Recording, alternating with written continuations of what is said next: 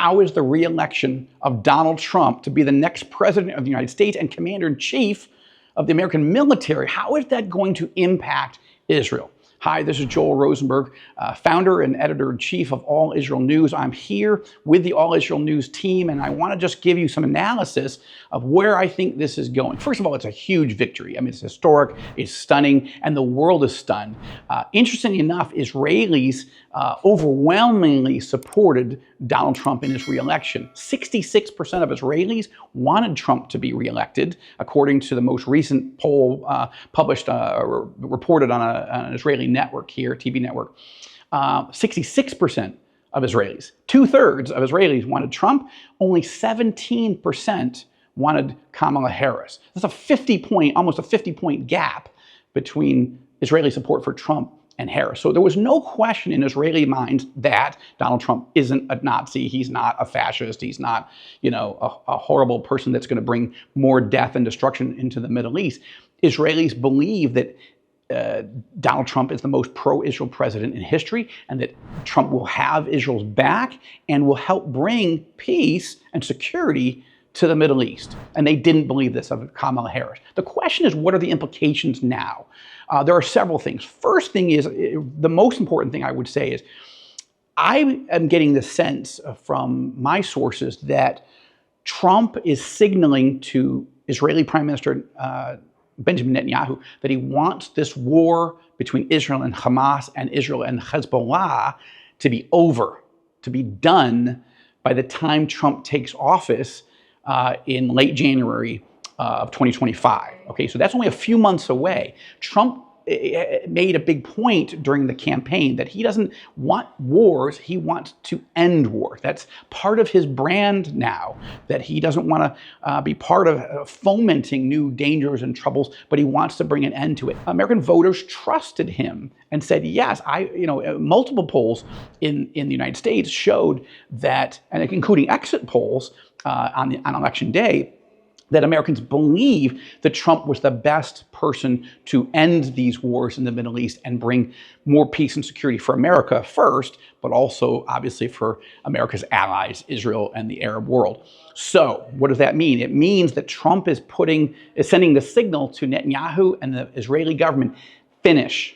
Now, it doesn't mean Trump is trying to force some sort of permanent ceasefire or some sort of premature deal that effectively means that Israel has to surrender. That's the way the Israeli government and a lot of Israelis felt that President Biden and Vice President Harris, when they would say permanent ceasefire, permanent ceasefire, permanent ceasefire, Israelis were hearing that as surrender, surrender, surrender. Everybody wants to stop fighting, but Israelis want to win. They want to know that Hamas is not a threat to Israel anymore in Gaza, and Hezbollah is not going to be a threat that they have to worry about every single day from Lebanon. So Trump is signaling, look, I'm with you, Israel, I'm with you, Netanyahu, but get these wars finished, win, and be done. The bigger question that's related to that is, how will Trump signal to Netanyahu how Netanyahu should handle Iran?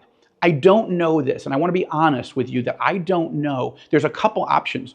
Trump and Netanyahu just had a phone call just in the last 24 hours where Netanyahu congratulated President-elect Donald Trump on his huge, stunning, historic victory.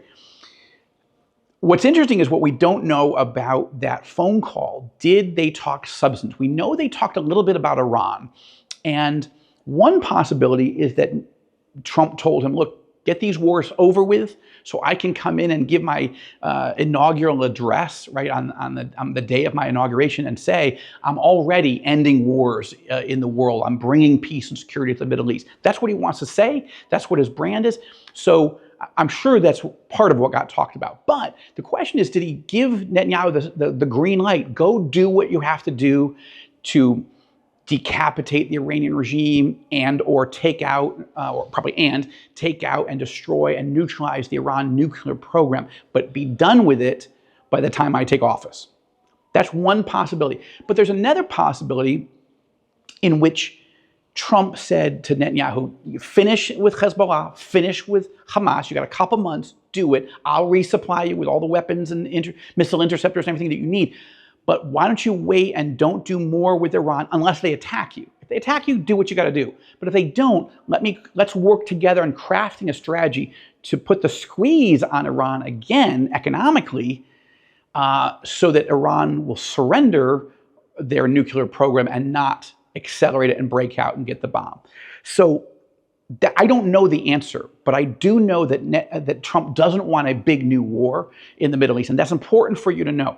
Here's another thing. Not only does Trump want to be able to say he's the peacemaker and ended the war with Hezbollah and Hamas, Trump also wants to negotiate more peace and normalization deals between Israel and the Arab world. The deal that's on the table that was already negotiated almost entirely, was the deal between Saudi Arabia and Israel. And of course, that's a little bit more complex than just Saudi-Israel. It's also about the Saudis want a defense treaty or a major defense agreement with the United States. The Saudis don't want to feel alone in the Middle East. They want to know that the United States has their back if they have to get in a war with Iran or what have you. So it's basically a three-way set of discussions. Bottom line, those negotiations are almost finished. And yet, President Biden and Vice President Harris clearly could not get the deal to the finish line. So that's a huge opportunity for Trump to come in, finish off the Hezbollah-Hamas wars, and then finish off the negotiations between the Saudis, the Americans, of course, and Israel. And then Trump gets all the credit that the next country to enter the Abraham Accords, or something, it might be called something different, but it would be effectively the same, would be because Trump finished brokering that deal. And that will be the mother of all peace and normalization deals in the region. Those are the two big things to watch for. The other thing is we're going to watch to see, how does Iran react? Does Iran threatened under a supreme leader to do a big, massive new attack against Israel right after the election? But now that Trump's the president, the Iranians may be recalculating. And finally, who is Trump going to appoint around him as his Secretary of State, Secretary of Defense, National Security Advisor, and his key national security team? Those are all things that we are tracking at All Israel News, and I want you to continue tracking with us, because we will be breaking those stories and covering those stories every single day. Thank you so much from Israel. God bless you, and thank you for watching these All Israel News videos.